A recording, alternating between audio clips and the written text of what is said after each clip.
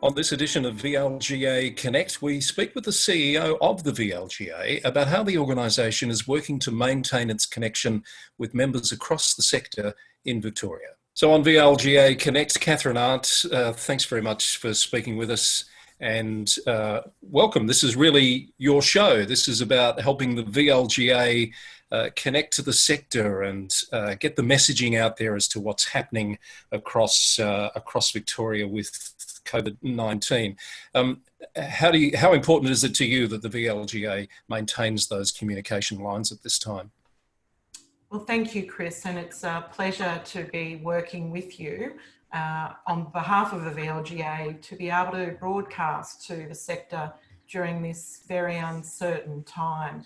It's really important that the VLGA is able to be agile and respond to what is in fact a daily changing environment in order to provide a platform for our members and the sector more broadly to engage with one another, to hear from each other, to offer support and guidance, and I guess to inform the VLGA in our work and advocacy and support so that we can work together to get through this, I guess, what looks to be the foreseeable future.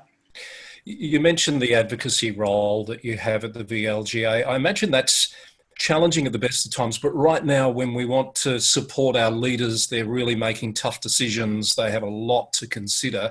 How do you balance the need to be in the conversation and not get in the way? I'm sure you've thought about that. Look, we have, and I think a current example of that, and one of the issues that has come up in the sector is the fact that council meetings cannot be held formally by virtual means.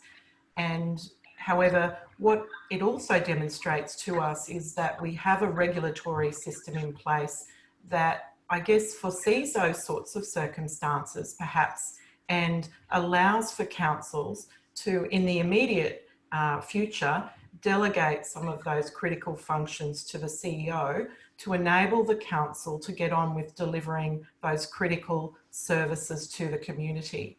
I think there's a role now for councillors to be out there engaging with their constituents about what the state and federal government's policies are in response to the COVID-19 situation, allow the operational activities of the business to get on and respond quickly, and also for councillors to take on that leadership role of reassuring their communities that councils can continue to deliver on those services, even though while we're working through this legislative barrier of councils being able to meet virtually, those services can still be delivered. So we've seen, for example, in New South Wales, emergency legislation passed, which has removed that barrier for councils in New South Wales. Do you think it's reasonable to expect that something similar might occur fairly quickly in Victoria?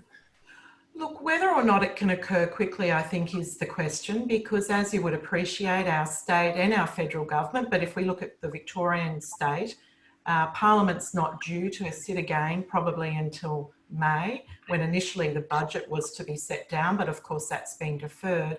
And I think, as you'd appreciate, that the state government have some pretty important matters to be dealing with at the moment. As I've indicated, the business of council can continue. Community can still get those services in the absence of councils being able to meet face to face. An amendment to the legislation would require the tabling, the preparation and tabling of a bill that would then need to go to Parliament for consideration. And I guess it's a balance of, well, what is the actual priority at the moment for the state government? What are the matters that they should be looking at and examining, bearing in mind that really the priority is being able to ensure that communities are still getting those services.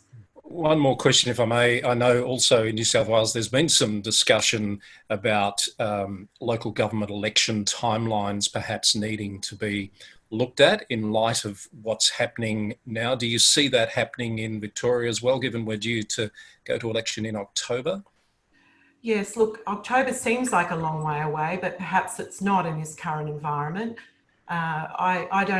I've not heard the conversation coming from the state government about whether or not that is perhaps a possibility here in Victoria.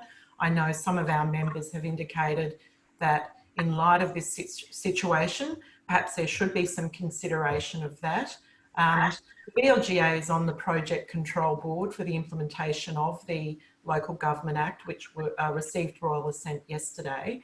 And of course, we will be around that table when these discussions take place, which again demonstrates how important it is that we're out there through this virtual platform that we're launching today to invite our members, the sector, to talk with us and to the sector more broadly about all of these issues that are up in the air. Do you see other tools and techniques being used to broaden that engagement, that conversation beyond these interviews that we're starting with from the VLGA's perspective? Yes, absolutely. We've got the ability to host regular podcasts and interactive podcasts, so we can invite and in fact encourage our members to call in and contribute and participate in that, not only for the purpose of sharing information, but also to connect in and get that support from one another. We will continue to release over the email and our social media channels weekly updates and discuss communications.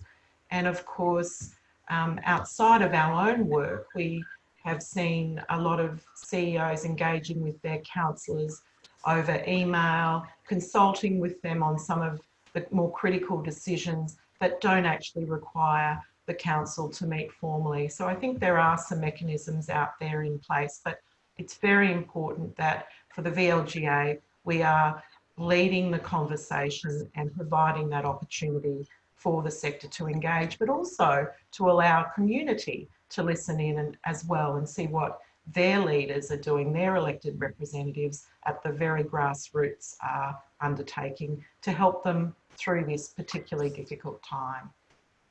That's a very good point. Look, I look forward to, I'm sure, speaking to you on a more regular basis as this situation unfolds. Thank you very much for joining us on the very first VLGA Connect, Kathryn. Thanks, Chris. It's been a pleasure. The VLGA would love to hear from you and learn more about what your council is doing during this time. If you'd like to share your story on VLGA Connect, please send an email to vlga@vlga.org.au and we'll be in touch.